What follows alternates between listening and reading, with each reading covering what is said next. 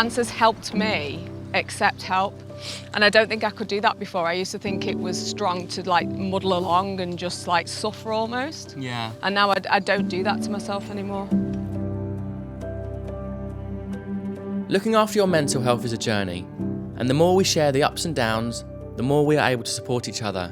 Adele Roberts is a radio DJ who has bravely shared her story dealing with cancer. In our chat today, I want to show how powerful being open about your struggles can be and how it can help others.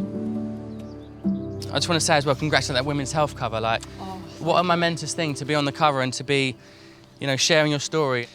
I couldn't believe that it's women's health, and when I was growing up, health was all about the physical aspects of human life, and to think that they came to me when I was on chemotherapy, going through cancer, got a stoma, and they still wanted to have me on their cover just meant the world. It made me cry, you know, just like with happiness. Yeah. So it's not just like the way that your body is, it's the way that your mind is and the way that your spirit is, and the fact that they saw that in me just meant the world. When I first got diagnosed, I found a lot of comfort on social media. I'd read all the forums, and I just thought, I hope I can be that person to somebody else in the future. And also just, I think, a big part of me tackling cancer has been the mental aspect of things. I've really understood how powerful the mind can be, and how if you have the right attitude, you can get through really dark times. You know, how was that experience when you found out you actually for the first time had the bowel cancer? I couldn't believe it because I didn't feel ill. I went into shock when they first told me, and then when they said they could do something about it, they caught it in time before it spread to stage 3. That's when the fight back started, and I think that comes from just watching people like my mum and dad when I was younger. And I know it was tough for us growing up. We didn't have much. There were 6 of us. We were living on council estates, you know. The council can just move you where they want, you know, Yeah. So I moved around a lot. I went to 7 different primary schools. I had to make new friends all the time, and still to this day I struggle to make friends because I think subconsciously I feel like they're going to be taken away from me. Yeah, that made it difficult to connect and form relationships and Yeah, stuff. yeah, and that's probably why my brothers and sisters are my best mates, because I know no one's going to take them away from me. Yeah, you know? they're there for you, yeah. Yeah. A lot of representation of cancer in the media is sadly the sad stories, you know, that happen. Yeah. And so that's another reason why I want to be as visible as possible, just to show that hopefully you can get through cancer, and sometimes you can still go to work, you can still work out whilst being treated for cancer.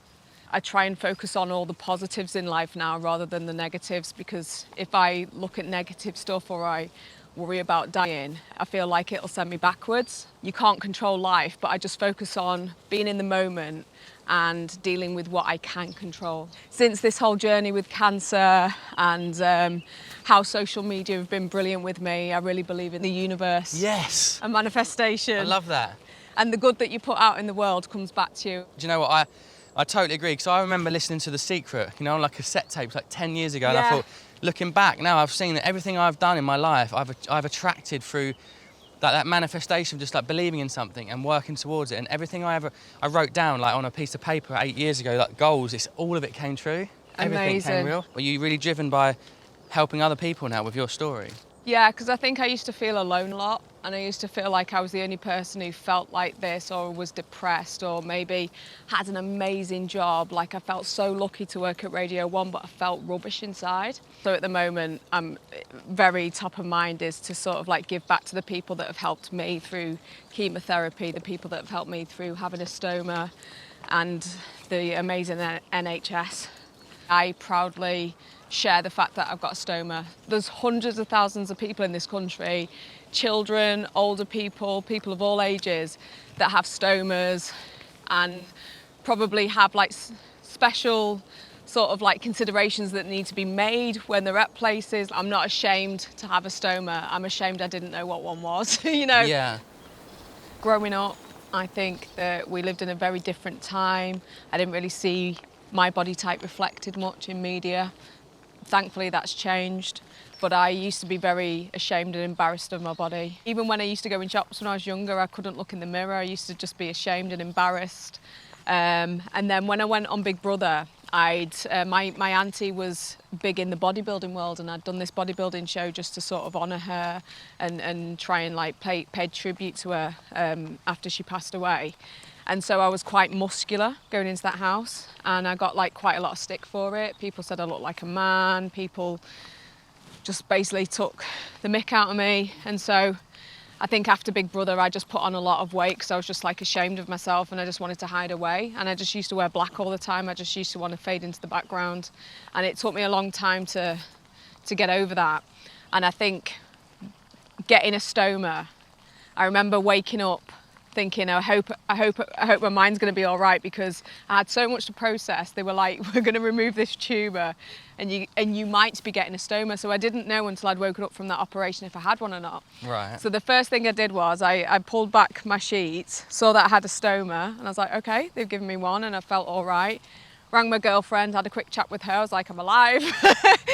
And then I remember going to the bathroom the next day, because they get you up out of bed, because one of the best ways to recover from massive surgery is to move your body. Yeah, get moving. And so they got me out of bed, and I remember going to the toilet for the first time and seeing my stoma, and I just remember just being in love and just being like, my body looks amazing.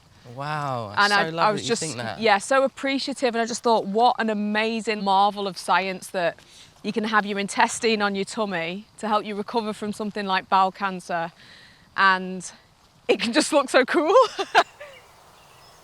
I think Grimmy, one of my friends, told me ages ago, and it just blew my mind. He said, when you focus on the past, it can lead to depression. When you focus on the future, it can lead to anxiety. But if you're in the moment and present, it makes you happy. And he's right. Yeah, You know, so the true. more you can just like calm yourself down. What a and wise just... words from Grimmy, yeah? That's I amazing. know. Beautiful view up here, I think. I like this. Did you do these steps for me, Joe? Handmade Did you put steps, these... yeah. Thank you. They're a bit wobbly, didn't point them. When you find out the person you love more than anything in the world has got cancer, how did Kate react, and how have you been supporting each other through that? Yeah, she's been incredible. When we went into the room to find out I had cancer, we didn't know that they were going to tell us that. So they didn't tell me to bring anyone. She just happened to be there with me because we just loved being together. And I was just so grateful that she was in that room, because I think if I'd have had to tell her that, sorry, It's okay. it just makes me a bit emotional. If I had to tell her that I had cancer, I'd feel really bad. Yeah. Because you don't want to like worry the person that you love the most in the world. And she's been incredible. She's never made me feel like there's anything wrong with me. She helps me every day with my stoma. She's been like my nurse, my mentor. She's the one really that started me looking after myself and starting to love myself. I struggled a lot, and she's the person that brought me back from the brink, really, and I can't thank her enough. It's so lovely that you've got that partnership and that kind of support, because, you know, it must be a lonely thing to be on your own, right, and not have love and not have someone there in your corner with you. Well said. I think the main tool I've used to battle cancer is my mind, and Kate has kept me strong up here. And yeah, I love her for that. And how did you meet? How did you meet Kate? Yeah, so she apparently woke up one day and just thought that she wanted to be a DJ, and we have a mutual friend, and that friend brought her to my radio station. And I remember seeing Kate and thinking, oh, she's a beautiful girl, but I didn't think that she might be interested in women. And then she just happened to mention that she was going on a date with a girl, and I was like, oh, okay. I'm in. Yeah, well, I tried.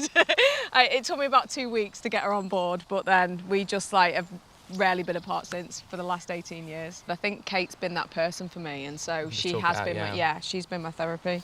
Look at this view, man. It's so spectacular. Don't fall down off the edge. Wow. Oh, it's so peaceful. Yeah. Do you think there's enough wind to have a little fly on the kites? I've got a couple of kites with me. There's a bit of movement in the air. I think we can give it a go. Yeah, why not? You're fast enough to run with it. You'll be fine. Yeah, I'll run off the edge. I'll hang glide a bit. Just try and have a go. I always think doing things that are like childish and playful, it takes you back a little bit. It's good for your mental health, I think. Absolutely. To be immature, you know. Like, we're Be Pete in the with Joe. moment. Yeah, I used to be like bouncing around, doing all those silly exercises, and it made me feel young again. I loved it. These are like rapid sports kites as well. So, okay. Do you want that one? A sports kite? Well, like you can do stunts and stuff. Yeah, these are fancy, because I think I had one from like the corner shop. Yeah. That was just like bog standard. You got to like run with them, and you. Okay. Oh, Joe. That's it. You look beautiful. Hang on. Be careful. That's it. Hey, oh, it's over here. This is where the wind is. Okay, all right. Here I come. I'll try not to tangle with you. Yeah, this is where the wind is. It's sort of catching. Mine's up. I'm up. That's it. We'll call her Kate the Kites. Oh, Kate, you look magnificent. We need some music, we need some tunes now. Yeah, we need a bit of Enya.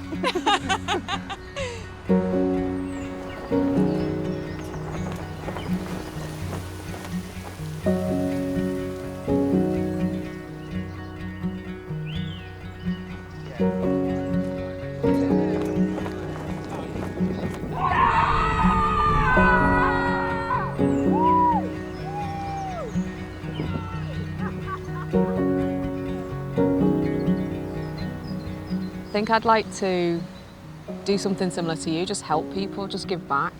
That's what's made me happiest during this whole journey. It's not striving to have success in my career, it's actually helping. That just makes me feel really good, and it keeps me positive in terms of my mind, and that's what I need, because I used to be really a negative person, and I've turned my life around and I don't want to go back. I can really relate to that. I was at my happiest when I was doing the PE with Joe Workers, because I knew like millions of kids were doing it every day, and I really have a lot of like self-worth linked to like who I'm helping and what I'm doing and stuff. So I think the people that are most happiest in life, it's not about doing just stuff for yourself, it's about reaching out, it's about helping others and inspiring. I think people still need positive, like really strong-minded individuals to inspire them. Absolutely. And I think, like you say, even if you're not going through cancer, just breaking your day down into smaller chunks if you need to, that has definitely helped me. And I just try and start every single day with a little win. That's how I get through life at the moment. I don't focus more than the next 24 hours. And I wake up and I'll have a little walk, or I'll have a nice coffee or something, or I might go for a run if I'm feeling like I've got enough energy, and that just sets me up for the day then, and usually the day goes well from there. Yeah, I love that. That motto of like small daily wins is something I really believe in. I'm always promoting that, because some people just get so overwhelmed with like the obstacle of either getting in shape or losing weight, or like taking on a mental health challenge. If you just break it into like small little bite-sized chunks, then it's actually much more manageable and you can achieve it. Be kind to yourself. That promoted the biggest shift in me. I used to give myself a lot of negative self-talk, and I find hurt people, and I used to hurt myself more than I would hurt people outwardly, and I stopped doing that thanks to my girlfriend Kate, and I started to have self-worth, started to look into self-care, and I've turned my life around. So be kind to yourself. Age is a privilege, and I remember Kate took me for a little coffee, a nice coffee, after I'd just come out of hospital, just to say well done. And I remember seeing this guy in the cafe, and he had balloons that said 65 on them. And I remember thinking, sorry, I'm gonna get upset again. You're all right. I hope I get to see 65. You know, and I never used to look at age like that before, I never used to look at those balloons like that before, but now, if I see a number, I'm like, I'm going for that number. Yeah. You know, I hope I reach it. Of course you are. You've got the mindset, and I always say like life is beautiful. Like for all the struggles we go through, like life is beautiful, and you know it's amazing to be here now, isn't it? It's worth it getting up the hill, innit? Yeah. Keep climbing. I really, you know, I'm gonna get into kite flying. I might get into professional kite flying.